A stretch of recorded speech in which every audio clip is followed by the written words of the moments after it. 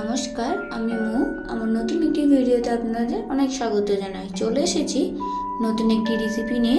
আজ বানাবো একদম বিয়ে বাড়ির স্টাইলের রুই মাছের কালিয়া। চলুন রেসিপিটি দেখে নেওয়া যাক। এই রেসিপির জন্য লাগছে 5 টুকরো মাছ। ভালো করে আমি নুন, হলুদ ও সরষের তেল দিয়ে মাখিয়ে ম্যারিনেট করে নিয়েছি। আর নিয়েছি টমেটো বাটা, পেঁয়াজ বাটা, আদা রসুন বাটা, কাঁচা লঙ্কা বাটা, ফ্যাটানো টক দই, আর এদিকে আছে ধনেপাতা কুচি। প্রথমে কড়াইতে তেল দিয়ে তেল গরম হতে দিয়েছি। এবার একে একে মাছগুলো সব ভেজে নেব। মাছগুলো আমি লাল করে ভেজে নেব। মাছ ভেজে তুলে নিয়েছি। এবার ওই তেলে দিয়ে দেব 2 বড় তেজপাতা আর গোটা গরম মশলা দিয়ে 10 থেকে 15 সেকেন্ড ভালো করে ভেজে নেব। দিয়ে 2 চামচ পেঁয়াজ বাটা দিয়ে পেঁয়াজটা ভালো করে ভেজে নেব যতক্ষণ না পর্যন্ত পেঁয়াজটা একটু লালচে হয়ে আসছে। পেঁয়াজটা সামান্য লালচে হয়ে এসেছে। এরপর এর মধ্যে দিয়ে দেব 2 চামচ আদা রসুন বাটা দিয়ে ভালো করে কষিয়ে নেব যতক্ষণ না পর্যন্ত আদা ও রসুন থেকে কাঁচা গন্ধটা চলে যায়।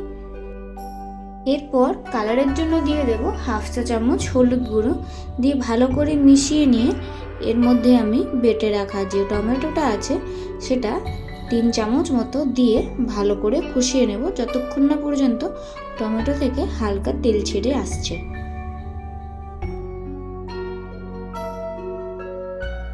টমেটোটা থেকে হালকা তেল ছেড়ে এসেছে। এর মধ্যে দিয়ে দিচ্ছি কাশ্মীরি লঙ্কা গুঁড়ো দিয়ে ভালো করে মিশিয়ে নিয়ে আমি যে কাঁচা লঙ্কাটা বেটে রেখেছিলাম সেটা দিয়ে দেব 1.5 চামচ মতন। আপনারা আপনাদের স্বাদ অনুযায়ী এখানে কাঁচা লঙ্কা বাটাটা ব্যবহার করতে পারেন।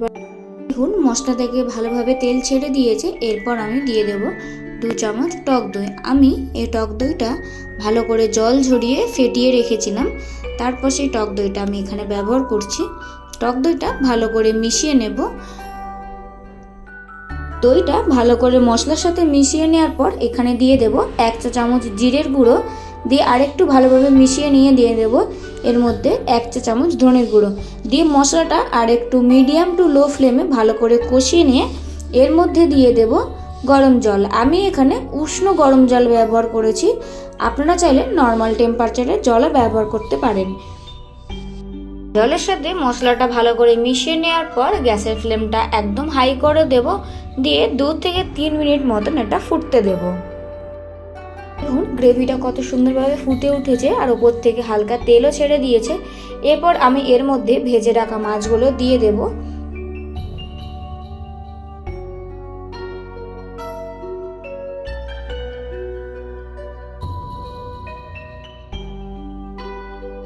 এরপর নামানোর কিছু সময় আগে ওপর থেকে ধনেপাতা কুচি ছড়িয়ে আরেকবার ভালোভাবে সব কিছু মিশিয়ে নিয়ে এবার একটা সার্ভিং বলে এটা নামিয়ে নেব।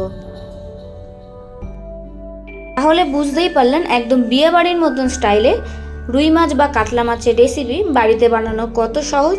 তো ভিডিওটি আজকে এখানে শেষ করছি। আপনারা ভালো থাকবেন, সুস্থ থাকবেন। আমার রেসিপিটি আপনাদের কেমন লাগলো সেটা অবশ্যই লাইক এবং কমেন্ট করে জানাবেন। আর চ্যানেলটি সাবস্ক্রাইব করে দেবেন যাতে নতুন নতুন আমি রেসিপি শেয়ার করলে সেটা আপনাদের কাছে খুব তাড়াতাড়ি পৌঁছে যায়। আপনারা ভালো থাকবেন, সুস্থ থাকবেন। দেখা হচ্ছে নতুন একটি রেসিপি নিয়ে।